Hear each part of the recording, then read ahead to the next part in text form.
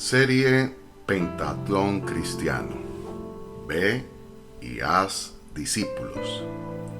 Al día siguiente Jesús se propuso salir para Galilea y encontró a Felipe y le dijo: sígueme. Felipe era de Betsaida, de la ciudad de Andrés y de Pedro.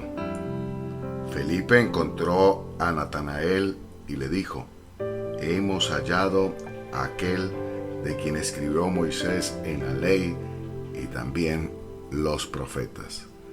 Juan capítulo 1, versículo 43. Nuestra función es compartir el Evangelio y la manera más efectiva es convencer al pecador de su necesidad de Cristo. Felipe extiende una invitación a Natanael a ver grandes cosas. Es tiempo de hacer oír el llamado de Cristo.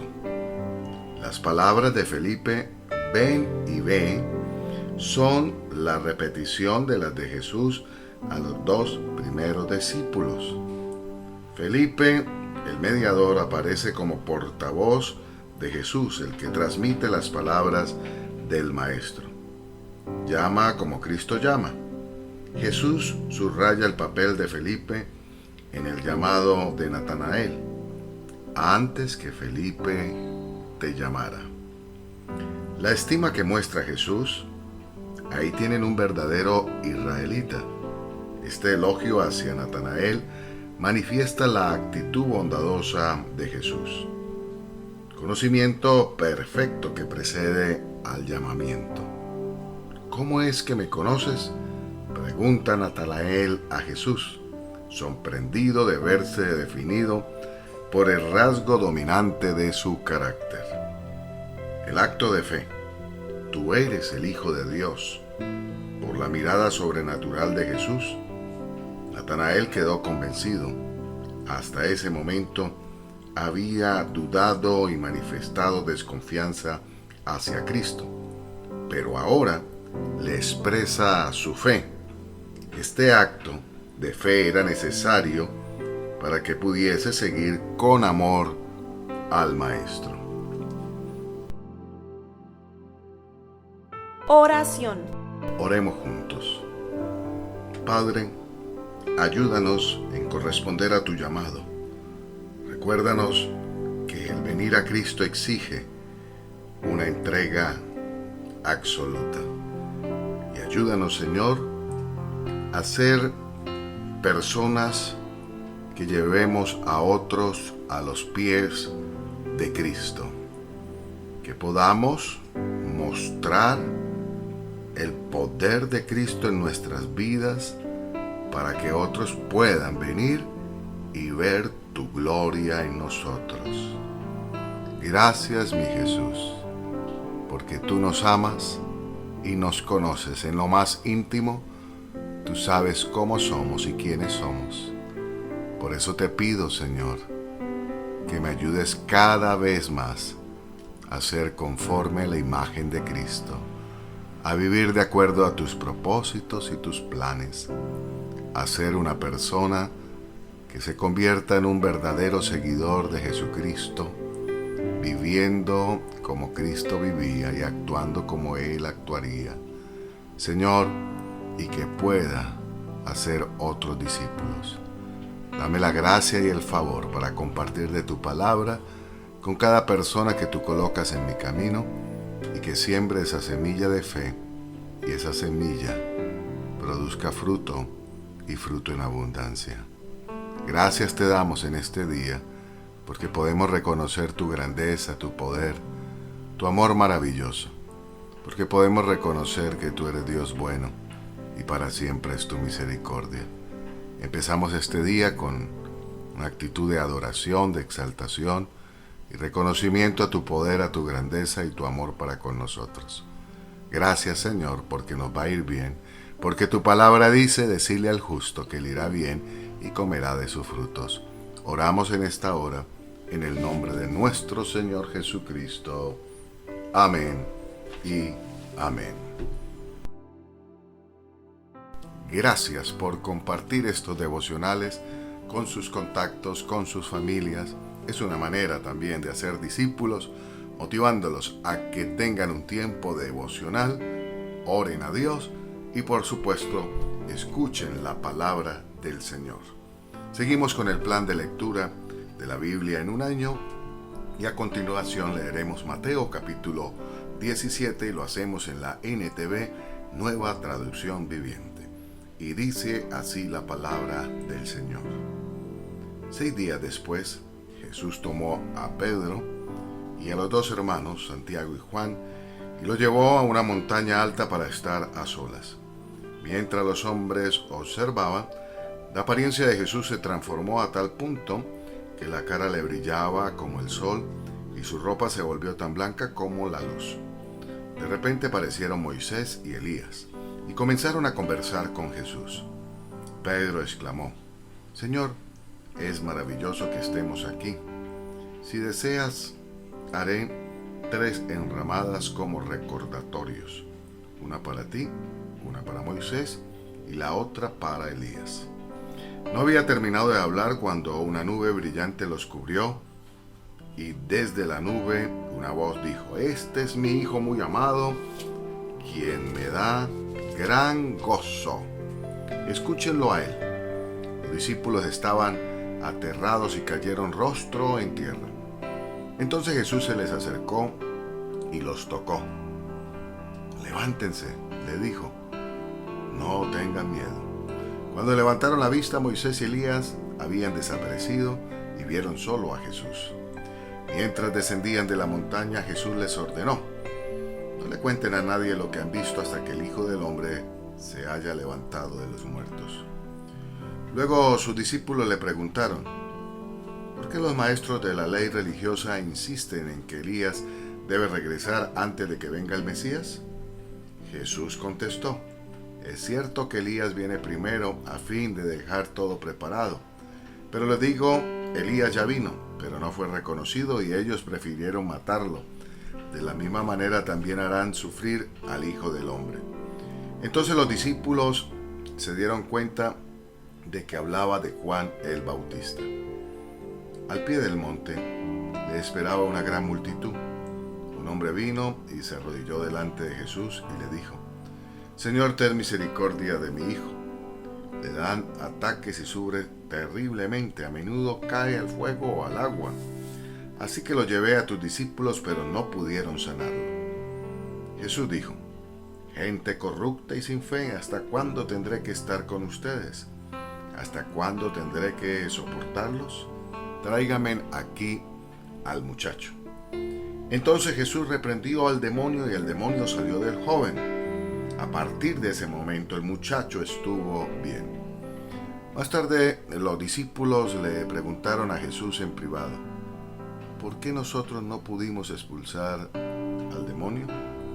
Ustedes no tienen la fe suficiente, les dijo Jesús. Les digo la verdad, si tuvieran fe, aunque fuera tan pequeña como una semilla de mostaza, podrían decirle a esta montaña: muévete de aquí hasta allá, y la montaña se movería. Nada sería imposible. Luego, cuando volvieron a reunirse en Galilea, Jesús les dijo: el Hijo del Hombre será traicionado y entregado en manos de sus enemigos. Lo matarán, pero al tercer día se levantará de los muertos. Y los discípulos se llenaron de profundo dolor. Cuando llegaron a Capernaum, los cobradores de impuestos del templo se acercaron a Pedro y le preguntaron: ¿tu maestro no paga el impuesto del templo? Sí, lo paga, contestó Pedro. Luego entró en la casa, pero antes de tener oportunidad de hablar, Jesús le preguntó: ¿qué te parece, Pedro?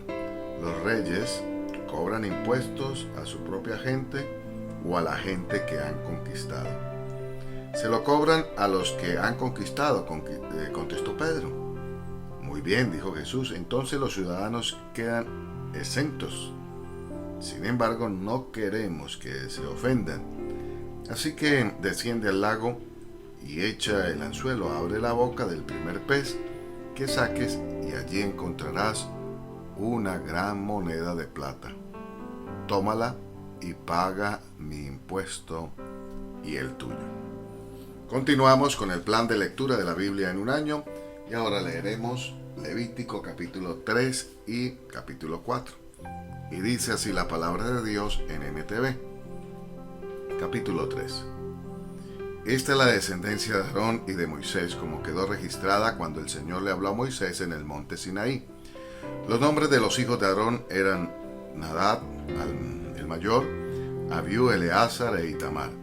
Estos hijos de Aarón fueron ungidos y ordenados para ministrar como sacerdotes. Pero Nadab y Abiú murieron en la presencia del Señor, en el desierto de Sinaí, cuando quemaron ante el Señor una clase de fuego diferente a la que él había ordenado, ya que ellos no tuvieron hijos. Solo Eleazar e Itamar quedaron para ministrar como sacerdote junto con su padre Aarón. Entonces el Señor le dijo a Moisés: llama a los de la tribu de Leví, que pasen adelante, y preséntalos al sacerdote Aarón para que sean sus ayudantes. Servirán a Aarón y a toda la comunidad en el desempeño de sus deberes sagrados dentro y alrededor del tabernáculo.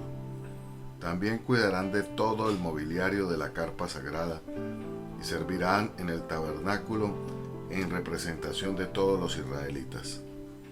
Designa a los levitas como ayudantes de Aarón y de sus hijos, porque de entre todo el pueblo de Israel ellos fueron dedicados para este propósito. Nombra a Aarón y a sus hijos para que lleven a cabo los deberes del sacerdocio. Pero toda persona no autorizada que se acerque al santuario será ejecutada. El Señor le dijo a Moisés: mira, yo he escogido de entre los israelitas a los levitas para que sirvan como sustitutos de todo primer hijo varón del pueblo de Israel. Los levitas me pertenecen a mí, porque todos los primeros hijos varones son míos. El día que herí de muerte el primer hijo varón de cada familia egipcia, aparté para mí a todo primer nacido de Israel, tanto de personas como de animales. Ellos son míos, yo soy el Señor.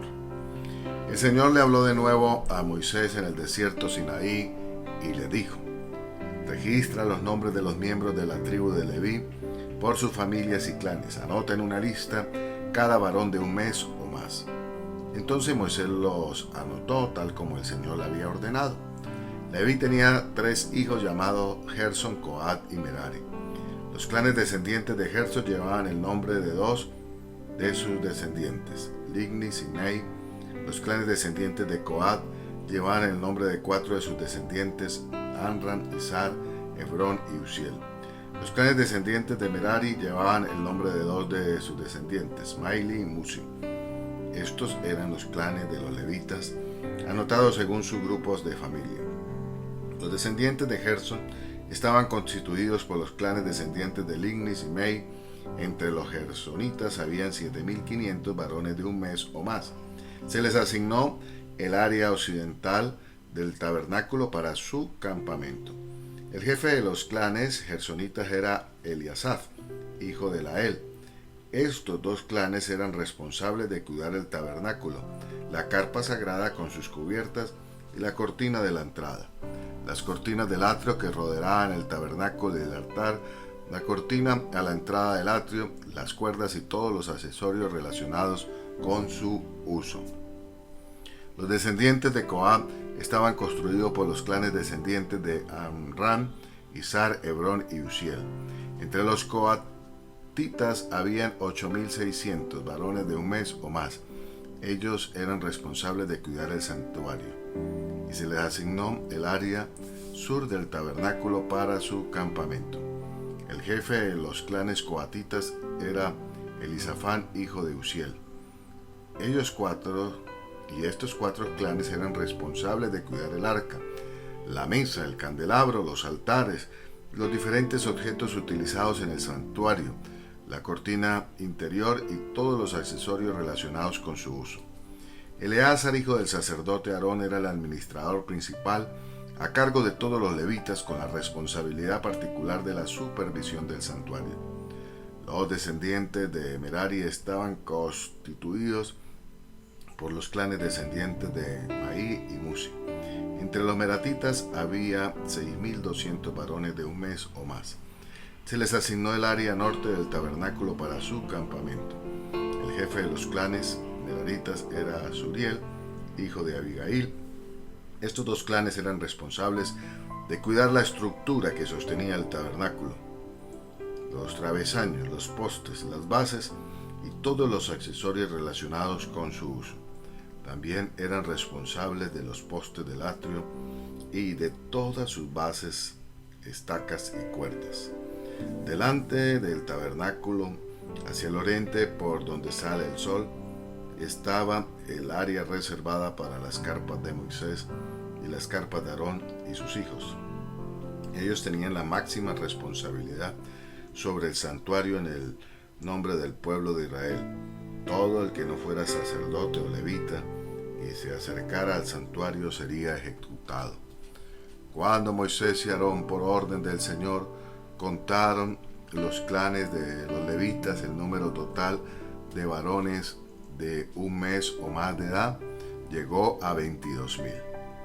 Entonces el Señor dijo a Moisés: ahora cuenta a todos los primeros hijos varones que hay en Israel de un mes o más y anota sus nombres en una lista. Los levitas tienen que ser apartados para mí como sustitutos de todo primer hijo varón de Israel. Yo soy el Señor. Los animales de los levitas también serán apartados para mí como sustitutos de la primera cría de los animales de la nación entera de Israel. Entonces Moisés contó a los primeros hijos varones del pueblo de Israel, tal como el Señor le había ordenado. El número de los primeros hijos varones de un mes o más llegó a 22,273. Entonces el Señor le dijo a Moisés: toma a los levitas como sustitutos de los primeros hijos varones del pueblo de Israel. Toma también los animales de los levitas como sustitutos de las primeras crías de los animales del pueblo de Israel. Los levitas me pertenecen a mí, yo soy el Señor. Los primeros hijos varones de Israel superan el número de levitas por 273. Para rescatar a esos primeros hijos varones que exceden, recoge 5 piezas de plata por cada uno de ellos. Cada pieza pesa lo mismo que el ciclo del santuario, que equivale a 20 geras. Entrega la plata a Aarón y a sus hijos como precio de rescate de los primeros hijos varones que exceden al número de levitas. Entonces Moisés recogió la plata por el rescate de los primeros hijos varones de Israel que superaron al número de levitas. Reunió 1,365 piezas de plata como pago por los primeros hijos varones de Israel. Cada pieza pesa lo mismo que el ciclo del santuario. Así que Moisés le dio la plata del rescate a Aarón y a sus hijos tal como el Señor le había ordenado. Capítulo 4. Entonces el Señor les dijo a Moisés y a Aarón: registren los nombres de los miembros de la división coatita de la tribu de Leví por clanes y familia. Anoten en una lista a todos los hombres de entre 30 y 50 años que cumplan los requisitos necesarios para servir en el tabernáculo. Las responsabilidades de los coatitas en el tabernáculo tendrán que ver con los objetos más sagrados. Cuando el campamento sea trasladado, Aarón y sus hijos deben ser los primeros en entrar al tabernáculo para bajar la cortina interior y con ella cubrir el arca del pacto. Luego cubrirán la cortina interior con cuero de cabra de la mejor calidad. Por encima del cuero pondrán una sola pieza de tela azul. Por último, tocarán las varas en su lugar para trasladar el arca. Luego extenderán una tela azul por encima de la mesa en la que se exhibe el pan de la presencia, y sobre la tela pondrán los tazones, los cucharones, los frascos, las jarras y el pan especial. Después extenderán por encima de todo esto una tela escarlata y finalmente sobre la tela escarlata una cubierta de cuero de cabra de la mejor calidad. Luego colocarán las varas para transportar la mesa. Después cubrirán el candelabro con una tela azul junto con sus lámparas, las despabiladeras de las lámparas, las bandejas y los frascos especiales para el aceite de oliva. Luego pondrán por encima de los candelabros y sus accesorios un cuero de cabra de la mejor calidad y montarán todo el bulto sobre una estructura para transportarlo. Luego extenderán una tela azul por encima del altar de oro para el incienso y recubrirán la tela con cuero de cabra de la mejor calidad. Después colocarán las varas para transportar el altar. Tomarán todo el inmobiliario restante del santuario y lo envolverán en una tela azul, lo cubrirán con un cuero de cabra de la mejor calidad y lo montarán sobre la estructura para transportarlo. Quitarán las cenizas del altar para los sacrificios y lo cubrirán con una tela púrpura. Colocarán todos los utensilios del altar, los braseros, los tenedores para la carne, las palas, los tazones y todos los recipientes sobre la tela y los cubrirán con un cuero de cabra de la mejor calidad. Finalmente, colocarán en un sitio las varas para transportarlo. El campamento estará listo para trasladarse cuando Aarón y sus hijos hayan terminado de cubrir el santuario y todos los objetos sagrados. Entonces los coatitas vendrán y transportarán todo esto al siguiente destino, pero no deberán tocar los objetos sagrados, pues morirán. Así que estos son los artículos del tabernáculo que los coatitas deben transportar. Eleazar, hijo del sacerdote Aarón, será responsable del aceite, del candelabro e incienso aromático, de la ofrenda diaria, del grano y del aceite de la unción. Es más, Eleazar será responsable de todo el tabernáculo y de todo lo que hay en él, incluso del santuario y su mobiliario. Entonces el Señor le dijo a Moisés y Aarón: no permitan que los clanes de Coat lleguen a ser exterminados de entre los levitas. Hagan lo siguiente para que ellos no mueran cuando se acerquen a los objetos más sagrados. Aarón y sus hijos siempre deben entrar con los coatitas y se les asignará a cada uno lo que deba hacer o cargar. Los coatitas jamás deberán entrar en el santuario a mirar los objetos sagrados ni por un instante. Si lo hacen, morirán. El Señor le dijo a Moisés: registra los nombres de los miembros de la división gersonita de la tribu de Leví por clanes y familias.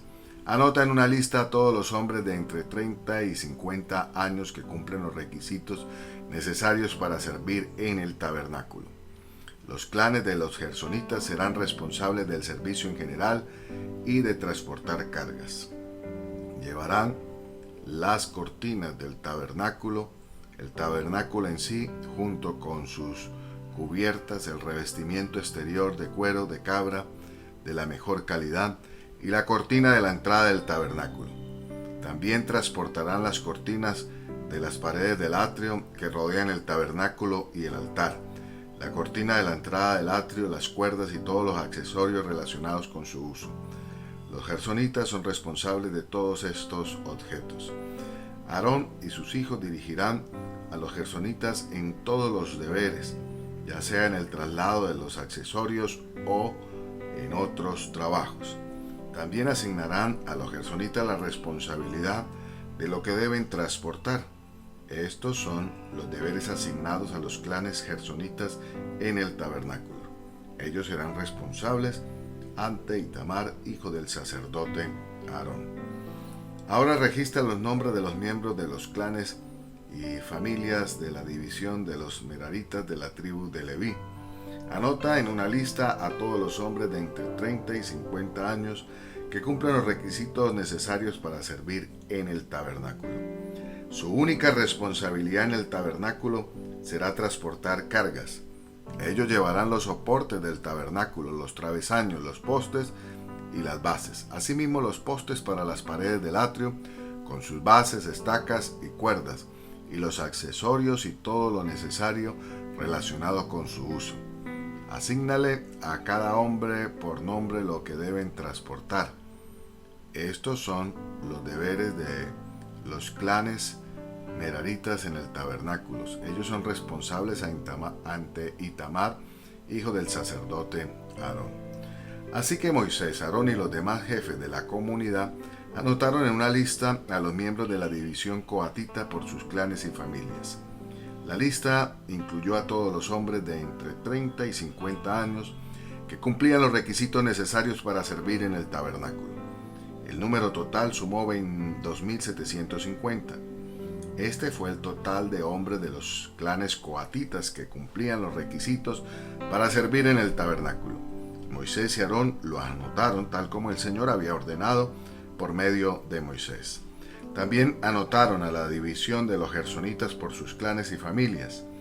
La lista incluyó a todos los hombres de entre 30 y 50 años que cumplían los requisitos necesarios para servir en el tabernáculo. El número total sumó 2.630. Este fue el total de los hombres de los clanes gersonitas que cumplían los requisitos para servir en el tabernáculo. Moisés y Aarón los anotó tal como el Señor lo había ordenado. También anotaron a la división de los meratitas por sus clanes y familias. La lista incluyó a todos los hombres de entre 30 y 50 años que cumplían los requisitos necesarios para el servicio en el tabernáculo. El número total sumó 3.200. Este fue el total de hombres de los clanes meraritas que cumplían los requisitos necesarios para servir. Moisés y Aarón los anotaron tal como el Señor había ordenado por medio de Moisés. Entonces Moisés, Aarón y los jefes de Israel anotaron en una lista a todos los levitas por sus clanes y familias, todos los hombres de entre 30 y 50 años que cumplían los requisitos necesarios para servir en el tabernáculo y para transportarlo. Sumaban 8.580. Cuando registraron sus nombres, a cada hombre se les asignó su tarea y se le dijo lo que debían transportar, tal como el Señor había ordenado por medio de Moisés. Así se completó el registro, tal como el Señor le había ordenado a Moisés. A continuación, leeremos Eclesiastés, capítulo 3, del versículo 16 al 22, y el capítulo 4, del 1 al 16. Y nos dice así la palabra del Señor. En NTV. También noté, bajo el sol, la maldad está presente en el juzgado. Sí, hasta en los tribunales de justicia hay corrupción. Le dije, a su debido tiempo Dios juzgará a todos, tanto a los malos como a los buenos, por cada cosa que hayan hecho. También reflexioné acerca de la condición humana, sobre cómo Dios les hace ver a los seres humanos que son como los animales, pues tanto las personas como los animales tienen el mismo destino. Ambos respiran y ambos mueren, así que las personas no tienen una verdadera ventaja sobre los animales. ¡Qué absurdo! Ambos terminan en el mismo lugar. Del polvo vienen y al polvo vuelven. Pues, ¿quién puede demostrar que el espíritu humano va hacia arriba y el espíritu de los animales desciende al fondo de la tierra? Entonces me di cuenta que no hay nada mejor para la gente que ser feliz con su trabajo. Ese es nuestro destino y nadie nos puede traer de regreso para ver qué pasa después que hayamos muerto. Capítulo 4. Además observé toda la opresión que sucede bajo el sol.